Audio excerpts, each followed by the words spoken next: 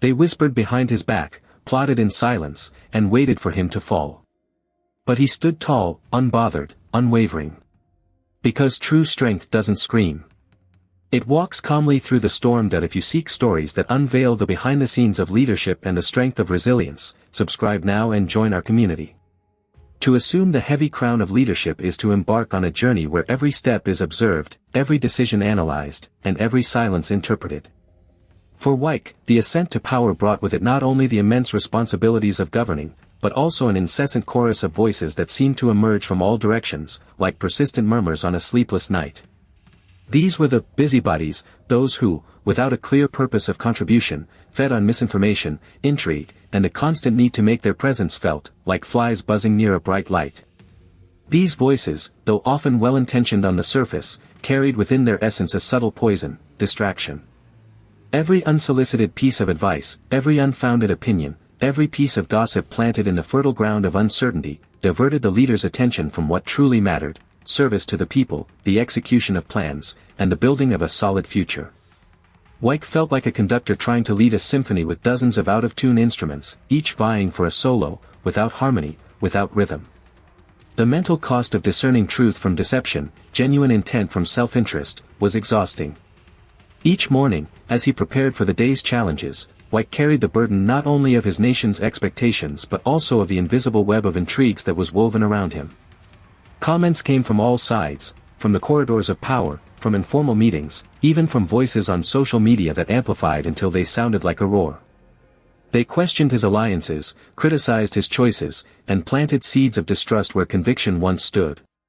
It was in this environment of constant turbulence, where the line between ally and opportunist became increasingly thin, that wisdom became desperately necessary. Wike, a leader of strength and determination, began to feel the erosion of his own inner peace, the invisible wear and tear that the small, constant attacks of gossip and unsolicited advice caused on his ability to lead with clarity. He needed a compass in the midst of the storm, a beacon to guide him away from the rocks of distraction. The true threat of the busybodies lay not in overt opposition or an open plan of sabotage, but rather in their insidious ability to operate in the shadows, undermining trust and clarity with an almost imperceptible subtlety.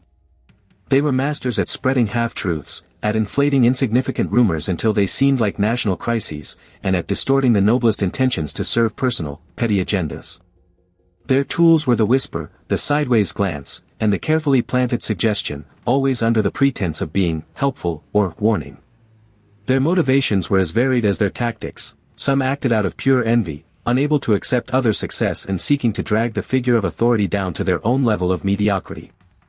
Others, driven by an insatiable desire for influence, tried to position themselves as indispensable confidants, providing information, often fabricated, to become the center of attention. There were also those who simply enjoyed chaos, the disorder their words could generate, feeling a perverse pleasure in watching the leader stumble. Slowly, the cumulative effect of these silent actions began to manifest in Wike's daily life. Important meetings became a stage for debates about unfounded rumors. Precious time that should have been dedicated to policy formulation was consumed in verifying gossip, and mental energy was diverted to managing perception crises that should never have existed. The atmosphere of distrust infiltrated, not only towards others but, dangerously, towards his own intuition and judgment.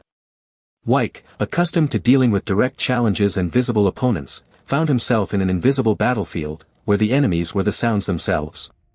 He tried to discern which advice was genuine and which was a disguised trap, which voice belonged to a true ally and which was that of a wolf in sheep's clothing. This internal struggle was more exhausting than any public debate, more corrosive than any opposition attack, for it struck at the very essence of his ability to lead with integrity and focus. In the complex and often ruthless arena of politics, there are few figures who truly comprehend the depths of the power game and the subtleties of human nature. Bola Tinubu was one of these rare souls. With years of accumulated experience in the public sphere, he had witnessed the rise and fall of countless leaders, understood the cycles of popularity, and the ephemerality of glory. His perception went beyond headlines and fiery speeches. He possessed a unique ability to read between the lines, to identify the hidden currents that moved events and men. Tinubu observed Wike with a mixture of appreciation for his energy and concern for his growing vulnerability.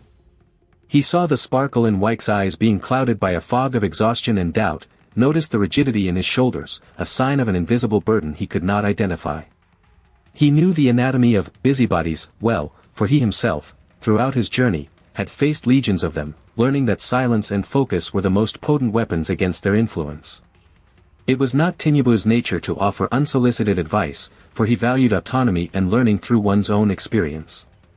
However, Wike's silent suffering and the risk that his potential would be squandered in frivolous battles touched him deeply. There was an opportune moment, a convergence of circumstances that signaled the need for a discreet yet decisive intervention. A perspective was needed, one that came from a place of true wisdom, not self-interest. The encounter took place in an atmosphere of calm, away from the curious eyes of the media and the demands of daily life. Perhaps a tranquil garden, an office overlooking the horizon, or a discreet dinner where words could be exchanged with sincerity and without haste. Tinubu did not address the topic directly, but rather created a space where Wike could, perhaps unconsciously, let his guard down and be receptive to a truth that needed to be heard. The setting was carefully chosen so that the message, once delivered, would resonate with maximum clarity and impact. With a serene gaze that conveyed the gravity of his words, Tinubu finally addressed Wike, not with a sermon, but with a simple, yet profound, truth. "Don't pay attention to the busybodies, Wike," he said, his voice carrying the weight of experience.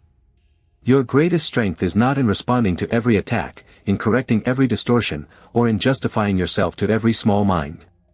It lies in your ability to focus on your purpose, on your duty to the people you swore to serve." The phrase was a balm, a breath of fresh air amidst the smoke of intrigue. Tinubu continued, explaining that the energy spent defending oneself against these futile voices is energy stolen from meaningful action. "Think of your mind as a garden," he advised.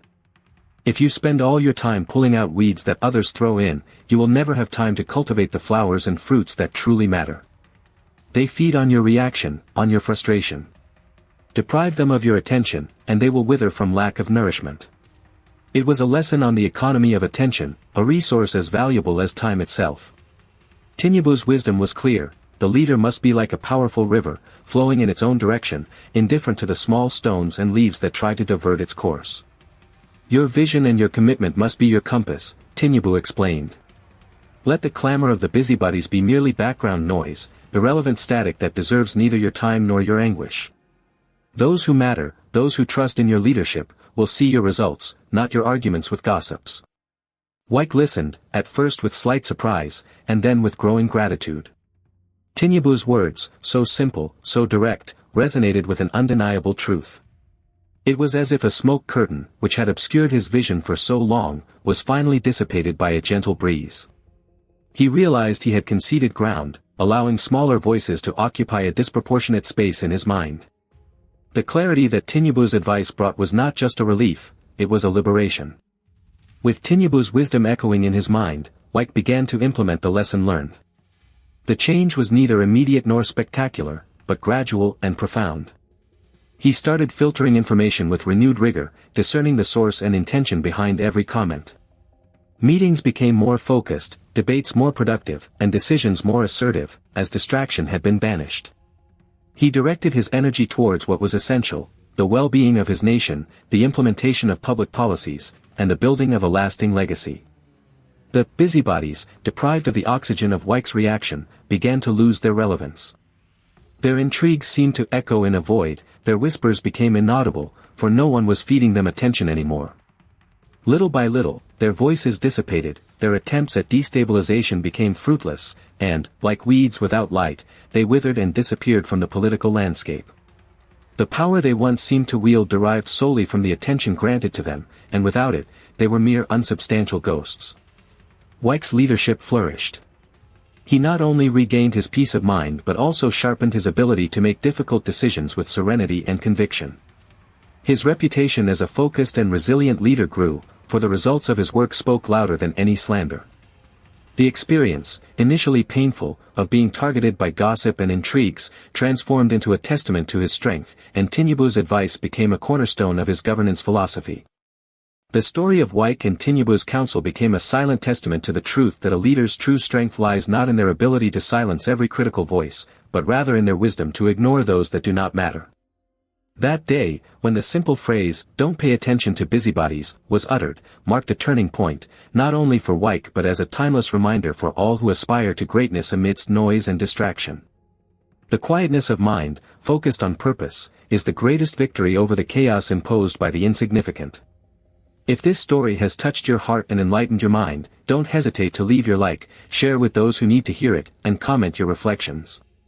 And, of course, subscribe to the channel for more powerful narratives that unveil the secrets of life and leadership. Your participation inspires us to go further.